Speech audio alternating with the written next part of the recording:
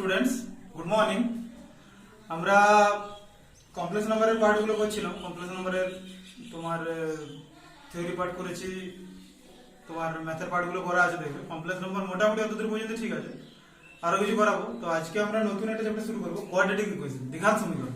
ঠিক আছে, দ্বিঘাত সমীকরণটা আমরা শুরু করবো। তো দ্বিঘাত সমীকরণ থিওরি দেখো আজকে কিছু করাচ্ছি। দ্বিঘাত সমীকরণ জানার আগে আমাদের কিছু জিনিস জানতে হবে। কিরকম, ধরো হ্যাঁ, দ্বিঘাত সমীকরণ আমরা ক্লাস 10 এ পড়েছি তো। দ্বিঘাত সমীকরণ হয় ax square plus bx plus c equal to 0 একটা দ্বিঘাত সমীকরণ আমরা জানি, যার এটা নট ইকুয়াল টু 0 হয়। হ্যাঁ, এটা আমরা জানি। তো তার আগে আমি দুই চারটা কথা বলবো, কিছু ডেফিনেশন জানা দরকার আছে। অভেদ, অভেদের ডেফিনেশন তোমরা জানো? হ্যাঁ, অভেদের ডেফিনেশন, অভেদ বা আইডেন্টিটি ডেফিনেশন কি? আচ্ছা, লেখা আছে, ইংলিশ টার্মটা লেখা আছে, বাংলা টার্মটা আমি বলছি। দেখো, অভেদ মানে কি? বলছে অভেদ হলো দুটি রাশির মধ্যে একটি বিবৃতি যা ওই রাশির সকল চলরাশির মানের জন্য সত্য। ব্যাপারটা কি বলি আমরা কি জানি? an identity is a statement of equality between two given expression which is true for all values of the variable present in the equality। তাহলে অভেদ কি? ধরো একটা ইকুয়েশন নিলাম, x - y এর হোল স্কয়ার সমান x square - 2xy + y square. নিচে তো x আর y এর প্রত্যেকটা ভ্যালুর জন্য, x আর y এর প্রত্যেকটা ভ্যালুর জন্য এর বাম সাইডে যা হবে ডান সাইডে এই হবে। প্রত্যেকটা ভ্যালুর জন্য কতগুলো মান পাবো? অনেকগুলো পাবো। x এর মান তুমি জানো, x এর মান 5, y এর মান 4 নিলে তুমি ক্যালকুলেশন করো, এই ভ্যালুটা যা হবে এই ভ্যালুটা তাই হবে। x এর মান 3, y এর মান 2 নাও, এরকম করে গাদা গাদা মান নাও, অনেক মান নেবে, অসংখ্য মান নেবে।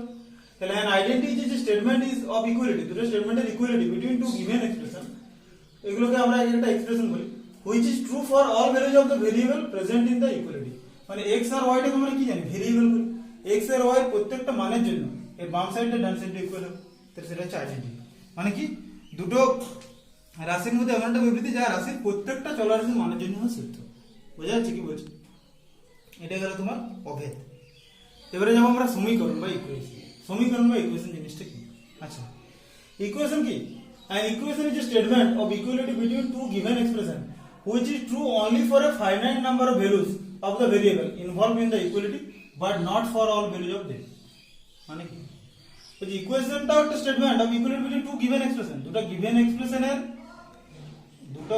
এক্সপ্রেশনের ইকুয়াল, দুটো গিভেন এক্সপ্রেশনের ইকুয়াল হবে কিসের জন্য? For only for a finite number of values.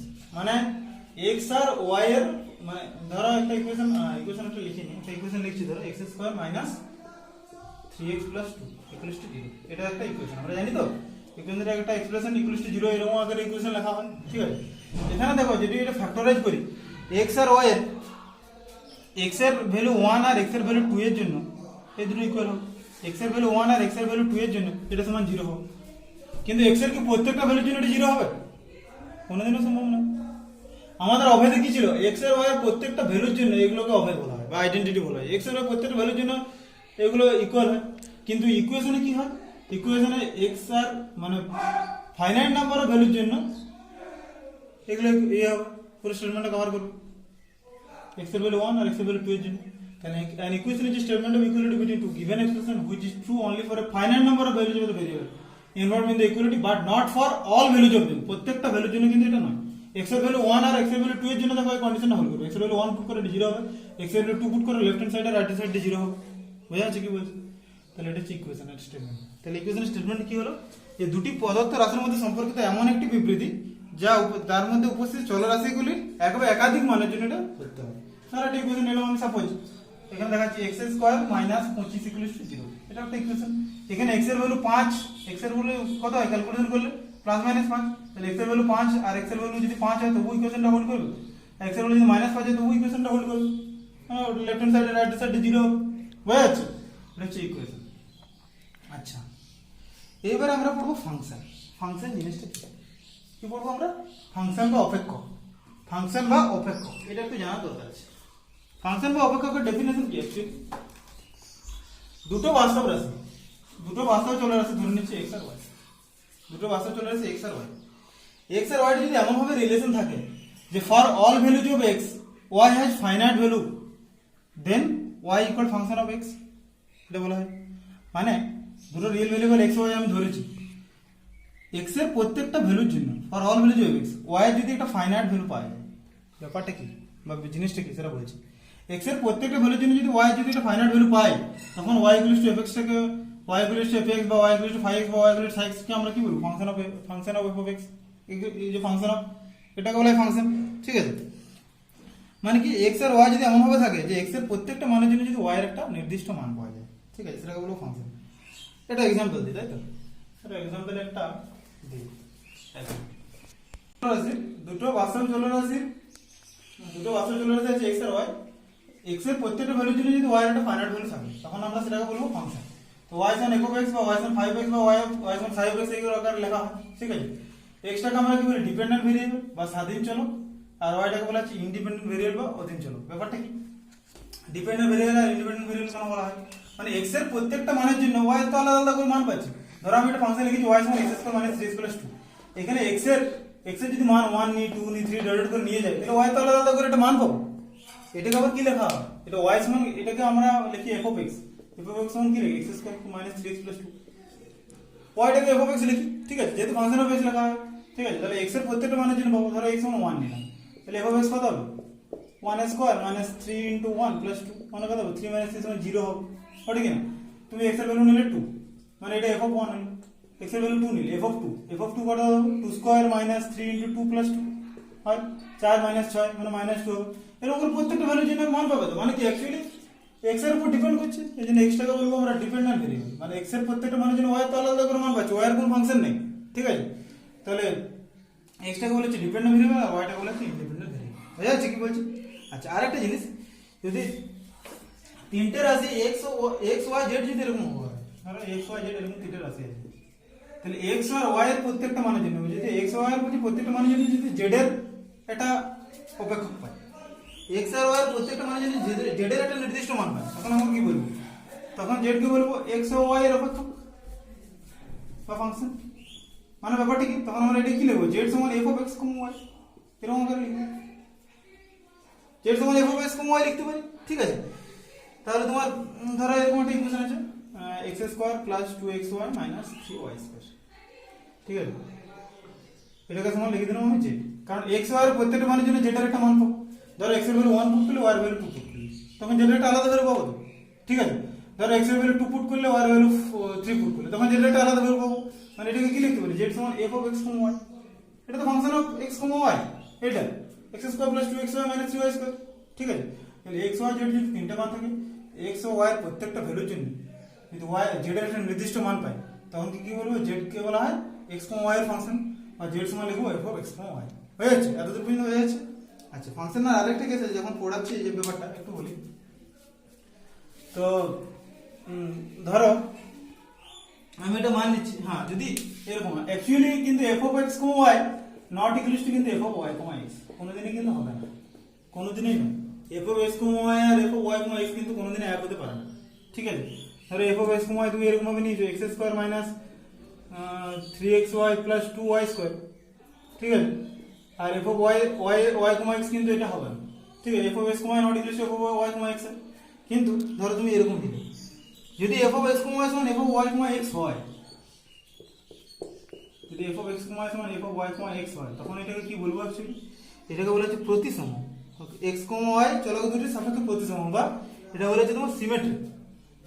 তখন এটাকে সিমেট্রিক বলা হয়। সিমেট্রিক মানে ব্যাপারটা কি, মানে দুটো একই দেখতে, মানে ধরো সাপোজ এরকম একটা ইকুয়েশন আছে, সব বলি আমি ধরে নিচ্ছি, ধরো f of suppose alpha, beta সমান ধরে নিচ্ছি, ওই एग्जांपलটা আছে α² + α β + β² এরকম আছে। তাহলে f অফ বিটা, আলফা কত হবে বলো, এটাকে লিখতে পারি এরকম β² মানে এই আলফা থেকে beta plus beta alpha plus α², ভালো করে f অফ বিটা, আলফা লিখতে পারি। তাহলে দেখো f অফ আলফা, বিটা সমান কত, f অফ আলফা, বিটা সমান f অফ বিটা, আলফা হয়েছে, বুঝছি কি না।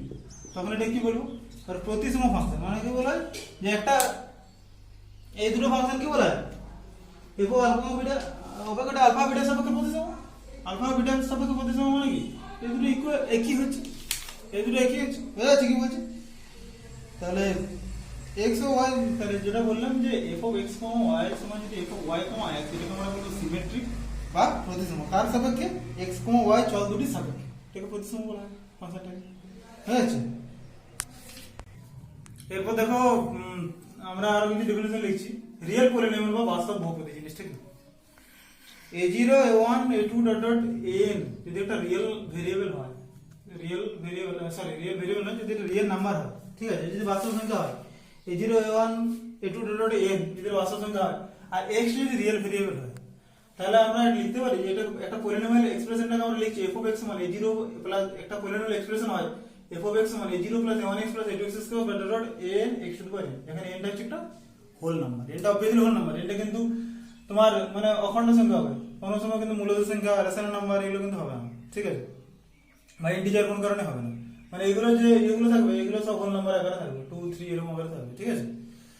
তো আচ্ছা x square minus 7x plus 12 x q minus 7x square plus 5x minus 2 এগুলো সব বাস্তব একটা রিয়েল পলিনোমিয়াল বলতে পারছি, ঠিক আছে, বা বাস্তব বহুপদী সংখ্যা। আমি কি বললাম ডেফিনিশনটা, যদি a0 a1 dot dot an belongs to r, belongs to r মানে হচ্ছে r মানে হচ্ছে এটা বাস্তব সংখ্যার সেট, মানে সেট আমরা তোমরা পড়ো না। আর যদি x একটা রিয়েল ভেরিয়েবল হয় তাহলে আমরা এই এক্সপ্রেশন f(x) টাকে লিখছি a0 a1x a2x square dot an xn, এটা হচ্ছে পলিনোমিয়াল, এটা বলা হয় রিয়েল বা বাস্তব বহুপদী, রিয়েল পলিনোমিয়াল এটাকে বলা হয়, ঠিক আছে। এটাকে আমরা লিখতে পারি একটা এক্সপ্রেশন, এটা অ্যাকচুয়ালি পলিনোমিয়াল এক্সপ্রেশন, এটাকে আমরা জাস্ট সিম্পলি এরকম ভাবে লিখতে পারি, ঠিক আছে। কনভেক্স পলিনোমিয়াল কি হয়, অবাস্তব বহুপদী, যদি c0 c1 ডট cn টা যদি অবাস্তব হয় বা ইমাজিনারি হয়, অবাস্তব সংখ্যা, ইমাজিনারি নাম্বার, অবাস্তব সংখ্যা যদি হয়, আর x টা যদি একটা ইমাজিনারি রিয়েল নাম্বার হয়, x টা যদি একটা ইমাজিনারি রিয়েল নাম্বার হয়, ইমাজিনারি রিয়েল ভেরিয়েবল হবে, x হচ্ছে ইমাজিনারি রিয়েল ভেরিয়েবল, ইংলিশ আমরা তো ইয়ে হচ্ছে, হ্যাঁ বাস্তব চলো রাশি একটা ইমাজিনারি ভেরিয়েবল, x টা যদি একটা ইমাজিনারি ভেরিয়েবল হয়, রিয়েল আর কেন হতে যাবে, ঠিক আছে। যদি c0 c1 cn যদি ইমাজিনারি নাম্বার হয়, x টা যদি ইমাজিনারি ভেরিয়েবল হয়, তাহলে f(x) টা কি লিখছি c0 c1x c2x square cnxn, যেহেতু কনভেক্স এর জন্য c টা নিচ্ছি, এখানে n টা হচ্ছে একটা whole number, same case 2x square minus 1 plus ibx plus 2 minus 3, এটাকে পুরোটাই বলতে পারি এরকম হবে, এটা একটা কনভেক্স পলিনোমিয়াল বলা হয়, ঠিক আছে।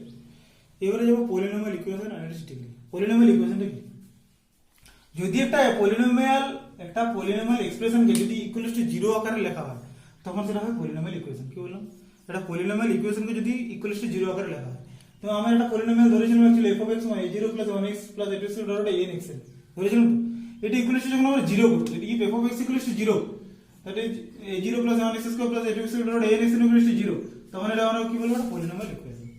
কি বললাম, বুঝা গেল, এটা পলিনোমিয়াল ইকুয়েশন বলা হয়, বা বাংলা বলা হয় বহুপদী সমীকরণ, ঠিক আছে, বহুপদী সমীকরণ বলা হয়। আচ্ছা, এই বহুপদী সমীকরণের মাত্রা বা ডিগ্রি কি করে আমরা বের করব, কি বললাম, মাত্রা বা ডিগ্রি কি করে বের করব। আচ্ছা, ধরো একটা পলিনোমিয়াল ইকুয়েশন আমি লিখি x two the power 4 - 4x cube plus 3x square plus 2 equals to 0, এর ডিগ্রিটা আমি বলছি 4, কেন এর ডিগ্রিটা 4 কেন হয় জানো, এই যে এটা একটা পলিনোমিয়াল ইকুয়েশন, তো এই যে পলিনোমিয়াল ইকুয়েশনের x এগুলো তো আমরা ভেরিয়েবল জানি, 4 3 2 এগুলো তো কনস্ট্যান্ট আমরা জানি, তাই তো। এই ভেরিয়েবলের যদি হাইয়েস্ট পাওয়ারটা, এই ভেরিয়েবলটা যেটা হাইয়েস্ট পাওয়ার হবে সেটা হবে 4 ডিগ্রি। কি বললাম, এই ভেরিয়েবলগুলোর যেটা হাইয়েস্ট পাওয়ার হবে সেটা হবে 4 ডিগ্রি। আচ্ছা দেখো, এখানে x টু দি পাওয়ার 4 আছে, x কিউ আছে, 3x স্কয়ার আছে, তাহলে এখানে x এর হাইয়েস্ট পাওয়ারটা কত, 4, তাহলে ডিগ্রি কত হবে 4 হবে, বা মাত্রা কত হবে 4। কি বললাম, বুঝে গেল। এই ভেরিয়েবলগুলো যেগুলো থাকবে তার মধ্যে যেটা হাইয়েস্ট পাওয়ার হবে, হাইয়েস্ট পাওয়ার মানে হাইয়েস্ট ঘাতটা যেটা কত, মানে তোমার সর্বোচ্চ ঘাত, x এর সর্বোচ্চ ঘাত 4 আছে, তাহলে ডিগ্রিটা হবে 4। ঠিক আছে, কি বলছি। আরেকটা জিনিস আছে এখানে, তোমার প্রত্যেকটা পলিনোমিয়াল ইকুয়েশনের, every polynomial equation of degree n has exactly n root, হ্যাঁ ওটা পড়া যাচ্ছে, যে প্রত্যেকটা পলিনোমিয়ালের কিন্তু a0, এটা একটা পলিনোমিয়াল ইকুয়েশন, তো a0 plus 1x square plus a2x square plus an xn equals to 0, এটা একটা পলিনোমিয়াল ইকুয়েশন। এর যদি তোমার ডিগ্রি n হয়, এর যদি ডিগ্রিটা n, এর অবশ্যই ডিগ্রিটা n, কারণ দেখো x এর হাইয়েস্ট পাওয়ার কত আছে n, বা মাত্রাটা কত n, এর হাইয়েস্ট পাওয়ার দেখো সবচেয়ে বেশি কত আছে n, তাহলে এর n রুট থাকবে, ওটা পরে বলছি n রুটের ব্যাপারটা আসছে, ঠিক আছে। এবার দেখো আমরা আসবো ডেফিনিশন, কোয়াড্রেটিক ইকুয়েশনের ডেফিনিশন কি। আমরা পলিনোমিয়াল ইকুয়েশন কি বললাম, f(x) ইকুয়ালস টু 0 আকারে লিখি, তো এটা কথা হয়েছিল a0 plus 1x plus a2x square plus dot an xn equals to 0, তো ওটার যদি একটা শর্ট ফর্ম করা, শর্ট ফর্ম নয়, আমরা একটা পলিনোমিয়াল ইকুয়েশন যার ডিগ্রিটা হয় 2, কি বললাম, যার ডিগ্রিটা হয় 2, যার মাত্রা 2, সেরকম ইকুয়েশন আমরা কি পেয়েছিলাম, ax square plus bx plus c equals to 0 with a not equals to 0, এটাকে বলা হচ্ছে, এটা বলে কোয়াড্রেটিক ইকুয়েশন বা দ্বিঘাত সমীকরণ, এটা কি বলে কোয়াড্রেটিক ইকুয়েশন বা দ্বিঘাত সমীকরণ। দ্বিঘাত মানে কি, যার ঘাত হচ্ছে 2, একটা ভেরিয়েবল একটা চলরাশি যার ঘাত হচ্ছে 2 x², এর ঘাত কত 2, তাহলে x² + bx + c = 0 with a ≠ 0। কন্ডিশনটা কিন্তু বারবার বলতে হবে, এটা স্টুডেন্টরা ভুল করে। a ≠ 0 কেন, যদি a ≠ 0 না হয়, যদি সাপোজ a = 0 হয়, তাহলে ইকুয়েশনটা কি হয়ে যাবে, একঘাত সমীকরণ হয়ে যাবে, bx + c = 0 বলা যাবে, ঠিক আছে। তাহলে এটা ≠ 0 অবভিয়াসলি বলতে হবে, ঠিক আছে।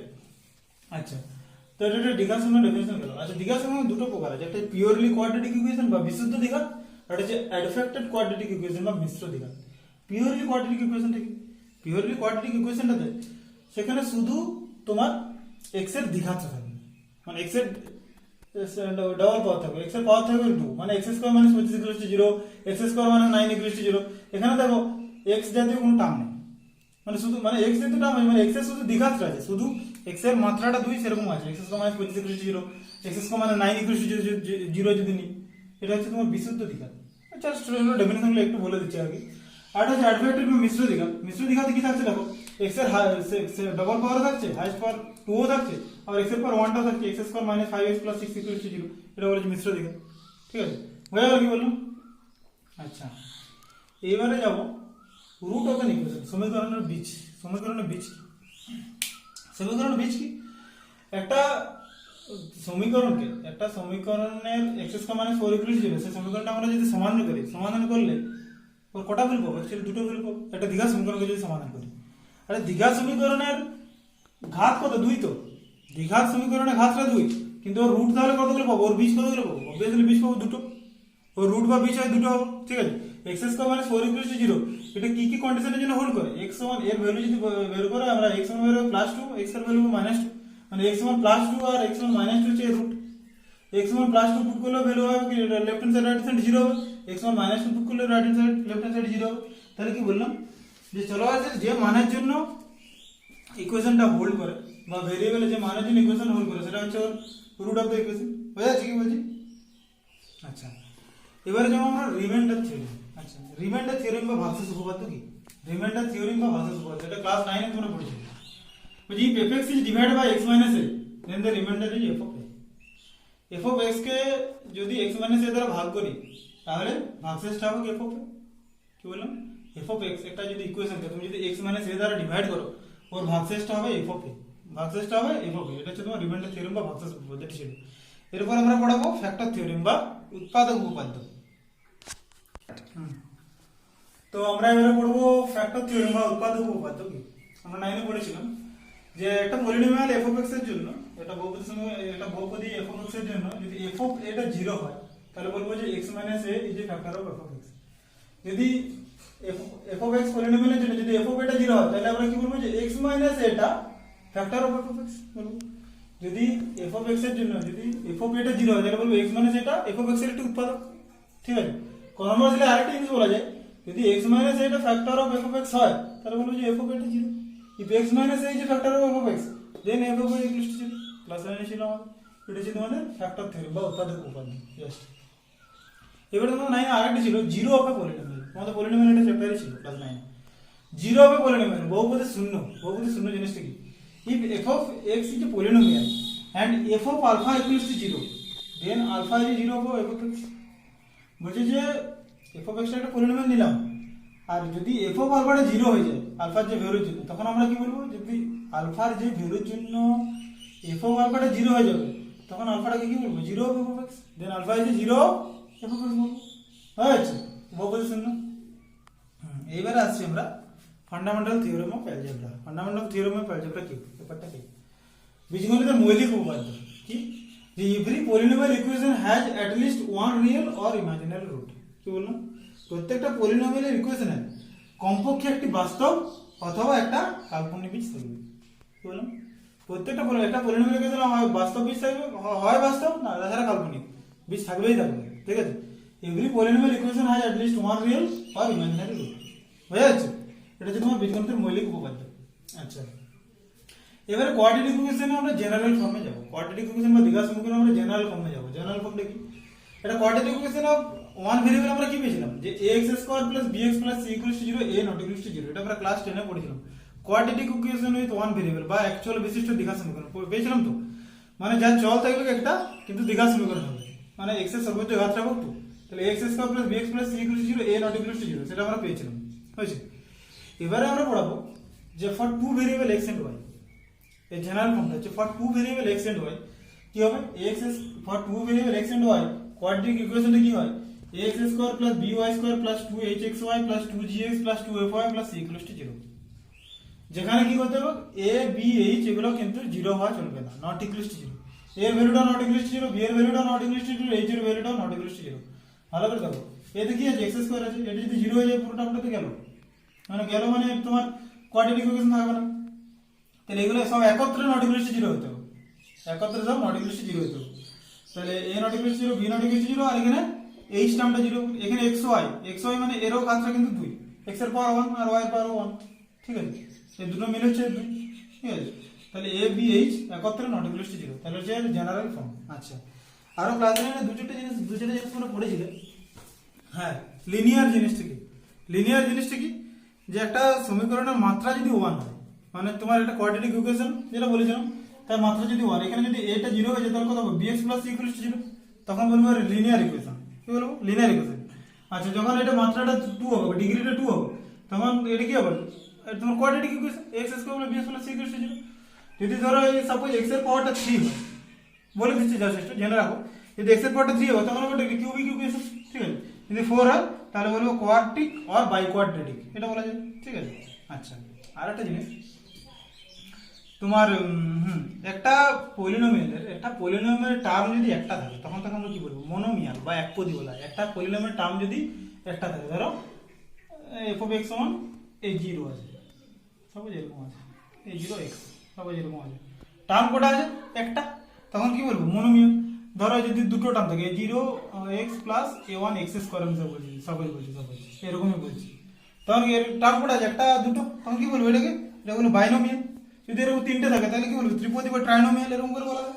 বুঝে যাচ্ছে কি বলছি? তো এগুলো তোমাদের ছিলই। হ্যাঁ, আর জেনারেল ফর্মটা বললাম। আচ্ছা, আর আর একটা ইকুয়েশন, এক মিনিট দেখো। হ্যাঁ, তো কোয়াড্রেটিক ইকুয়েশনের জেনারেল ফর্মটা আমরা বলছিলাম।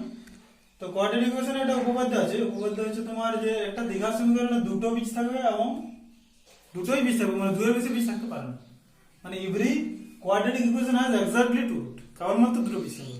ব্যাপারটা কি, x square plus b x plus c equal to 0, এটা তোমার with a not equal to 0, এটা একটা দ্বিঘাত সমীকরণ। তো এই দ্বিঘাত সমীকরণ যখন আমরা ক্যালকুলেশন করি, আমরা ক্লাস 10 এ ক্যালকুলেশন করেছি x এর ভ্যালুটা কি হয়, x এর ভ্যালুটা হয় আমরা সিধা রাজে সূত্র সাহায্যে কি বলি, minus b plus minus root over বিস্কো মাইনাস 4s/2, হয়তো তাহলে কত, minus b plus minus root over বিস্কো মাইনাস 4s/2 তার একটা বীজ x মানে হচ্ছে minus b plus root over বিস্কো মাইনাস 4s/2, আর একটা হচ্ছে x মানে minus b minus root over বিস্কো মাইনাস 4s/2।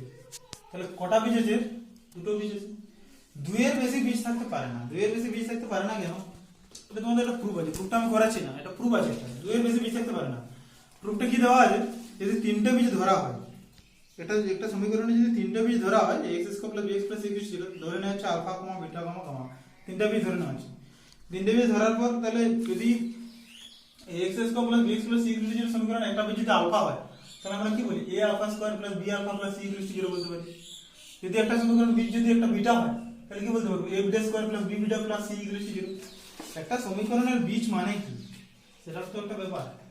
একটা সমীকরণের বীজ মানে কি, ধরো এই যেটা বলেছিলাম x স্কয়ার মাইনাস 4 ইকুয়াল 0, এর বীজ কি ছিল, x1 প্লাস মাইনাস 2, মানে x1 প্লাস 2 দ্বারাও সিদ্ধ হবে, x1 মাইনাস 2 দ্বারাও সিদ্ধ হবে, ওটা কি না। তাহলে x square plus bx plus c equal সমীকরণে একটা বীজ যদি আলফা হয়, তাহলে আমরা কি বলবো, a alpha square plus b alpha plus c equal 0। একটা বীজ যদি বিটা হয়, a beta square plus b beta plus c equal 0। Gamma যদি হয়, a gamma square plus b gamma plus c equal 0, এটা হয়। এরকম ভাবে তোমাদের কন্ডিশন করে দেওয়া আছে যে অঙ্কটা তোমরা যদি দেখো, এখানে তোমাদের প্রুফটা করা আছে, বইটা ওটা করাচ্ছি না। তাহলে তোমার কন্ডিশন দেখাচ্ছে কি, যে এটা 0 অথবা আলফা মাইনাস গামাটা ইকুয়াল টু 0, কিন্তু এটা কোনোদিনও 0 হবে না, আর কি হবে, যে আমরা কি বলেছিলাম, অসমান বীজ ধরেছিলাম। এই প্রুফটাতে যেখানে আছে যে আমরা অসমান বীজ ধরেছিলাম, আলফা বিটা গামাটা অসমান বীজ ধরেছিলাম, মানে আনইকুয়াল রুট ধরেছিলাম, alpha not equal to beta not equal to gamma. কিন্তু এখানে বাই কন্ডিশন হয়ে যাচ্ছে তোমার আলফা ইকুয়াল টু গামা হয়ে যাচ্ছে, ঠিক আছে, কিন্তু সেটা কোনোদিনও সম্ভব নয়, কারণ যেহেতু alpha not equal to gamma, তাই ওখান থেকে আমরা বলে দেবো যে তিনটে অসমান বীজ থাকতে পারে না। তাহলে কি এটা দ্বিঘাত সমীকরণ অবভিয়াসলি দুটো বীজে থাকবে, তিনটে থাকবে না, ঠিক আছে, এটা ছিল। আচ্ছা প্রুফটা দেখলে বোঝা যাবে। আচ্ছা আর কি ছিল, যে একটা দ্বিঘাত সমীকরণে দুইয়ের বেশি বীজ দিয়ে যদি দুটোর বেশি বীজ দিয়ে সিদ্ধ হয়, সেই সমীকরণটা কি হয়ে যায়, একটা অভেদ হয়ে যায়, তখন আর সমীকরণ থাকবে না। কিরকম ব্যাপারটা, মানে x square plus b square কিছু ছিল, যদি দুইয়ের বেশি বীজ দ্বারা সিদ্ধ হয়, দুটোর বেশি বীজ দ্বারা যদি এই ইকুয়েশনটাকে হোল্ড করে, তাহলে তখন সেটা একটা অভেদ হয়ে যাবে। কিরকম হবে যাবে, এই কন্ডিশনটা যদি তোমার এই সমীকরণটাকে যদি আমরা a সমান 0 হয়ে যায়, b সমান 0 হয়ে যায়, c সমান 0 হয়ে যায়, এই কন্ডিশনটাতে মানে কনস্ট্যান্ট টার্মগুলো x স্কয়ার সহ হবে, x সহ হবে, c সহ হবে, এই টার্মটা যদি 0 হয়ে যায়, পুরোটা কি হয়ে যাবে 0 x square plus 0 x plus c into 0, তাহলে পুরো টার্মটা কি হয়েছে 0 হয়ে যাচ্ছে, এটা আইডেন্টিটি হয়ে যাচ্ছে, অভেদ। অভেদ আমরা কি ডেফিনেশন দিয়েছিলাম, যে দুইয়ের বেশি বীজ দ্বারা যখন সিদ্ধ হবে সেটা তো একটা অভেদ। এটা কোয়াড্রেটিক ইকুয়েশনে অ্যাকচুয়ালি দুটো রুট থাকে। একটা অভেদ কি হয়, অভেদ হচ্ছে দুইয়ের বেশি বা মানে অসংখ্য বীজ দ্বারা সিদ্ধ যদি হয়, ঠিক আছে। এটা যখন আমরা ক্যালকুলেশন করবো তখন এক্স এর অসংখ্য মানের জন্য এটা সিদ্ধ হবে, ঠিক আছে। তাহলে তোমার তখন সেটা একটা অভেদ হয়ে যাবে, মানে দুইয়ের বেশি বীজ হলে সেটা অভেদ হয়ে যাবে, তাহলে সেটা সমীকরণ থাকছে না। বাস এটাই নোট ছিল এটুকু এখানে। এবার আমরা পরে যাচ্ছি এর রিলেশনটা যাচ্ছি, দ্বিঘাত সমীকরণ বীজ আর সহগের মধ্যে সম্বন্ধ নির্ণয়। এবার দেখো আমরা একটা ইয়ে করছি, find the relation between roots and coefficient of quadratic equation. আমরা একটা দ্বিঘাত সমীকরণ বীজ আর সহগের মধ্যে কি সম্পর্ক আছে, কি সম্বন্ধ আছে, সেটা আমরা নির্ণয় করব। কি করব, আমরা ক্লাস 10 এ পড়েছিলাম যদি এটা দ্বিঘাত সমীকরণ ax square plus bx plus c equal to 0, ঠিক আছে। তো তার কি জানি আমরা এটা not equal to 0, a not equal to 0 টা অ্যাকচুয়ালি কি কোএফিসিয়েন্ট অফ x স্কয়ার এর সহগ, x স্কয়ার আগে যেটা থাকে সেটাকে আমরা সহগ বলে জানি তো, ঠিক আছে। x স্কয়ার এর সাথে ইনটু থাকে, x এর সহগ কত b, b is the coefficient of x, আর c টাকে বলা হচ্ছে কনস্ট্যান্ট। তাহলে আমরা এই ইকুয়েশনটা আমি x সমান ডাইরেক্ট লিখে দিয়েছি -b plus minus root over b square minus 4x/2a হয়। এটা ক্যালকুলেশন করলে x এর ভ্যালুটা এটা পাবো, কারণ এটা কি করে পাই, ক্লাস 10 এ ছিল বলে এটা আমি করাচ্ছি না, এটা তোমার সিদ্ধরাজ্যের সূত্রের সাহায্যে পাবো। এখানে a দিয়ে উপরে যদি গুণ করে a * x square plus b by x plus c by x * 0 এরকম ভাবে পাচ্ছি x এর ভ্যালু -b প্লাস মাইনাস এবার এটাকে যদি এটা স্কয়ার আকারে লিখি, তারপর আমরা x এর ভ্যালু যদি বের করি, x এর ভ্যালু এরকম হবে, ঠিক আছে। x সমান -b plus minus root over b square minus 4x/2। আমি ধরে নিচ্ছি আলফা আর বিটা হচ্ছে আর the roots of the equation, কোনটা x square plus bx plus c = 0, এই ইকুয়েশনটার আলফা আর বিটা হচ্ছে রুটস। তাহলে আমি একটা রুট আলফা সমান কত লিখতে পারি, -b plus root over b square minus 4x/2, আর একটা বিটা সমান কত লিখব, -b minus root over b square minus 4x/2 লিখলাম। তাহলে আলফা প্লাস বিটা সমান কত হবে, ক্যালকুলেশন যদি এটা করা হয়, এটার সাথে এটা যোগ করা হয়, তাহলে আলফা প্লাস বিটার ভ্যালুটা হয় -b/a। কি বললাম, আলফা প্লাস বিটার ভ্যালুটা হয় -b/a, হয়তো মানে কি -b মানে কত অ্যাকচুয়ালি, তাহলে সূত্রটা কি মনে রাখতে আছে, আলফা প্লাস বিটা সমান -b/a মানে হচ্ছে coefficient of x, coefficient of minus of coefficient of x divide by coefficient of x square, এটা হয়। আর আলফা বিটা সমান কত হয় c/a, c/a মানে কত actually constant term divide by coefficient of x square. তাহলে ax square plus bx plus c = 0 সমীকরণে বীজ যদি আলফা আর বিটা হয়, তাহলে আলফা প্লাস বিটা সমান কত হয় -b/a, আর আলফা বিটা কত হয় c/a মানে কত coefficient of x divide minus of coefficient of x divide by coefficient of x square, coefficient of x টা b, আর এটা কত c/a মানে constant term divide by coefficient of x square, বুঝা যাচ্ছে। তাহলে এটা তোমার দুটো দ্বিঘাত সমীকরণ বীজ আর সহগের মধ্যে রিলেশনটা হবে, বুঝা গেল। তো এটা সমীকরণের জেনারেল ফর্ম যেটা আমরা করছিলাম, a0 x to the power n plus a1 x to the power n minus 1 plus a2 x to the power n minus 2 plus a n equal to 0 with coefficient a0 not equal to 0, যদি general form হয় এটা সমীকরণ।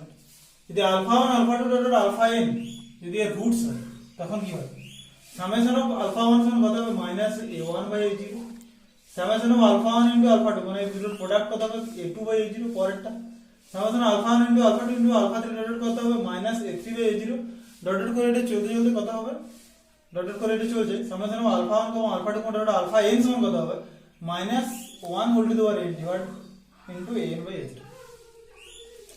এটা আমরা product করছিলাম x square ax square plus bx plus c = 0 সমীকরণে alpha plus beta করছিলাম, alpha beta করছিলাম, সেটা এখানে করছি। তো তার জেনারেল ফর্মে আমাদের কি হচ্ছে, সামেশন অফ আলফা 1 মানে অ্যাকচুয়ালি কত, সামেশন অফ আলফা 1 মানে যতগুলো রুটস আছে তাদের সবগুলো সাম, যতগুলো রুটস আছে তাদের সবগুলো সাম।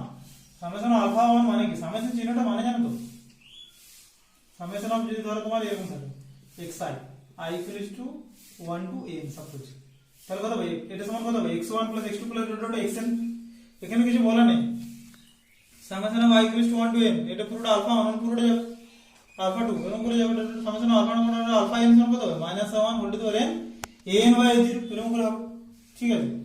আচ্ছা এটা হচ্ছে জেনারেল ফর্ম, এটা যদি হায়ার লেভেল একটু বড় তাহলে এটা কাজে লাগবে। আচ্ছা আচ্ছা, formation of quadratic equation whose roots are given. এটা দ্বিঘাত সমীকরণে যদি দুটো বীজ দেওয়া থাকে তাহলে সেই সমীকরণটা কি হয়, এটা ক্লাস 10 এ তোমাদের ছিল। কি হয় যদি আলফা আর বিটা যদি দুটো রুট হয় সেই ইকুয়েশনটা কত হয়, x square minus alpha plus beta into x plus alpha beta equals to 0। x square মানে এটা দ্বিঘাত সমীকরণ যার বীজ দেওয়া ছিল আলফা আর বিটা, সেই সময় দ্বিঘাত সমীকরণ আমরা কোনভাবে লিখতাম x square minus alpha plus beta into x plus alpha beta equals to 0, মানে কত x square minus sum of roots into x plus product of roots equals to 0। মানে ধরো একটা দ্বিঘাত সমীকরণ যার একটা বীজ হচ্ছে 2 একটা বীজ 3, তাহলে সমীকরণ আমরা কত লিখব x square minus 2 plus 3 into x plus 2 into 3 equals to 0, মানে কত লিখে that is x square minus 5x plus 6 equals to 0। x square minus 5x plus 6 equals to 0, এটা যদি তুমি ক্যালকুলেশন করো x এর ভ্যালু পাবো 2, এটা পাবো 3, এই দুটো রুট পাবো x1 2 আর x1 3 হয়ে যাচ্ছে।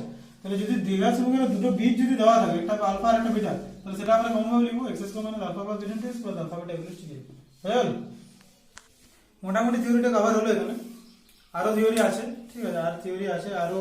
আমরা এবারে পড়াবো যে nature of the roots of quadratic equation, একটা সমীকরণের বীজ দুটোর প্রকৃতি, এটা নেক্সট দিন আমরা বলবো, ঠিক আছে। আচ্ছা আরো তোমার হ্যাঁ আরো আছে তোমার যে x square plus bx plus c, তাদের সাইন অফ এক্সপ্রেশনটা কি হয়, তাদের রাশিগুলো চিহ্নগুলো কি কি হয়, এগুলো পড়াবো। আরো থিওরি আছে তোমার কোয়াড্রেটিক, আর মোটামুটি দুটো থিওরি লাগবে মনে হয়। তো সব চ্যানেলটিকে সব লাইক করো, শেয়ার করো, ঠিক আছে, আর সাবস্ক্রাইব করো তোমাদের বন্ধুদের সাথে, যেহেতু চেষ্টা করছি যতটা সম্ভব কভার করার। তোমরা ভিডিওগুলো দেখো, ভালোই লাগবে, ঠিক আছে, ভিডিওগুলো দেখো, থিওরিগুলো আশা করছি। আর যদি তোমাদের কোনো জায়গায় প্রবলেম মনে হয় তোমরা আমরা কমেন্ট করতে পারো, কমেন্ট বক্সে কমেন্ট করতে পারো, যদি কোনো জায়গায় প্রবলেম মনে হয় বা কোনো যদি অঙ্কের সমস্যা থাকে কমেন্ট করতে পারো আমাকে, ঠিক আছে। সব ভালো থাকো।